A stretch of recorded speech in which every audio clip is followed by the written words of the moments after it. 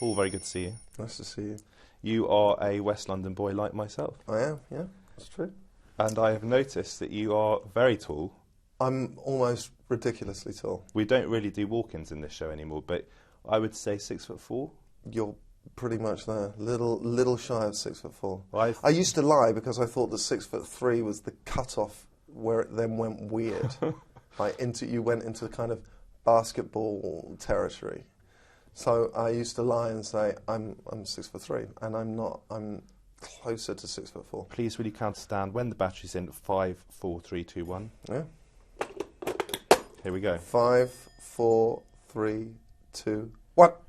Big question to start with. Where do you look to in life for meaning? Oh my God. That's such a huge question. I'm an atheist. It's really tough. I think my family and a fervent belief in some creative energy in the universe. Has having children changed your worldview in any way? Yes, in all sorts of wonderful and then also irritating ways too. What's it like being a Hollywood actor? I'm not sure I regard myself as one, or Hollywood does. I'm not sure if it does. How do you see yourself as an actor? Woefully underused. How do you choose your parts? What draws you to a part? And that's the sort of question I'm sure you've been asked a lot. So has what draws you to a part changed over the years? I think it changes all the time, and I've made. I actually went through a stage of total laziness and sort of woke up to wanting something more than financial remuneration, and have subsequently been making different sorts of films. And so yes, it has changed, but I suppose it can be distilled to great script, a great director, and really good cast, which this has.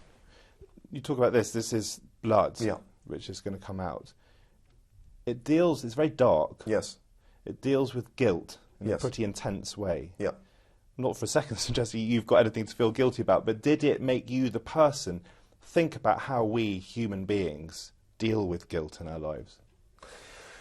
Yes, and the person I play is totally sort of unconscious. There's not. He hasn't got an introspective bone in his body, and does not know how to deal with the feelings that he has, and consequently, spontaneously, is incredibly violent and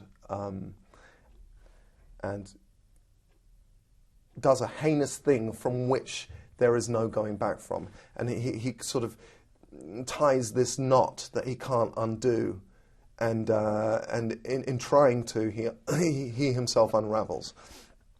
And I used to be really unconscious about myself, and then after years and years of therapy, I feel like I got to know myself in a more grown-up way. Can we turn the clock back a bit in your life? You had a pretty testing time, is that fair to say, in your late teens, possibly early 20s. You were busking. I think that's fair. You were busking in London, Yep. sleeping on people's floors. Yep. How did that change? Was it drama school that was a bridge from that to what you do now? Yes. Yes, I think you're absolutely right. I got totally saved by the focus needed in drama school. And as an actor now, how do you prepare for your parts? Do you have a sort of technique? Well, I think that changes all the time. It's really difficult to talk about because you sound like an arse. But I think, having said that, with that caveat, here I go. I think it can be. What I try to do is work out what's dissimilar about this character and what's similar about this character, and then I try to work on the things that I don't have, the characteristics that I don't have that this character has, and then I try to cleave to the things that I do have. Do you have a sort of handle of where you are in your career at any one time? Are you very consciously building a career? No, I haven't been. I think I am more so right now than I ever have been before. In terms of, but it's a very I made a film called Magical that really focused what I wanted to do, and I would rather now sit on my hands at home than make a film I don't care about. You're married to Jennifer Connelly, and you acted. That's a good bit. You acted with her in Creation. Yeah. About Charles Darwin. Yeah. I stumbled across that on television and saw. I mean, it was an incredibly intense scene where you were arguing in the film. Yeah. What was it like working with your wife? It's amazing. There were many benefits. One was I was back sleeping with the leading actress in a movie again, which was thrilling. 4 seconds to go. And oh no, I'm sorry.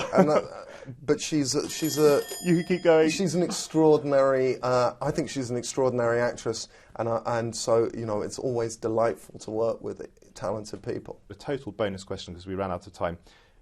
When we see you in a film, like with any actor, it's very condensed into an hour and a half or whatever it is. Yeah. So it all seems to fit together, basically.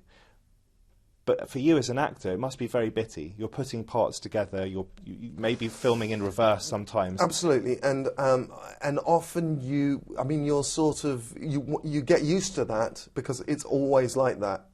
Particularly on this film, it was quite difficult because you're trying to track a human being's descent into sort of madness, and the problem is that in reality, people sort of move like this. It doesn't work. It has to be linear in a film because otherwise you go, well, now he's happy. You know what I mean? It doesn't somehow it doesn't work.